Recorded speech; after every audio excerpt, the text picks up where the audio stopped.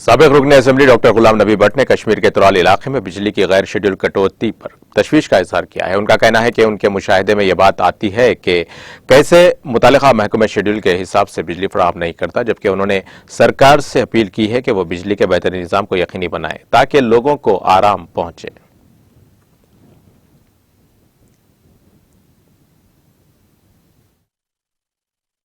ये तो एक चीज़ है, त्राल जो है, त्राल तो बहुत पीछे है इकोनॉमिकली। तो खासकर ये जो गुजर तबका है, कंडी तबका है, ये तो बिल्कुल ही कमज़ोर है। एक तो पहले से लाइट नहीं रहती है, इम्पॉसिबल है ये इतनी फीस पे कर सकते हैं। लिहाजा ये गवर्नमेंट को इस पर कुछ इंटरेस्ट, कोई स्कीम तो बनानी चाहिए थी इसके लिए।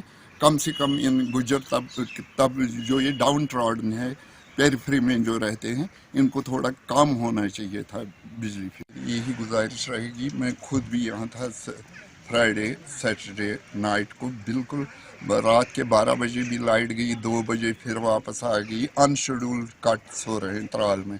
त्राल के लोग बहुत सफ़र कर रहे हैं लाइट के लिए। मेरी एलजी एडमिनिस्ट्रेशन से ये गुजारिश होगी कि थोड़ा इसकी तरफ वो ध्यान दे दे।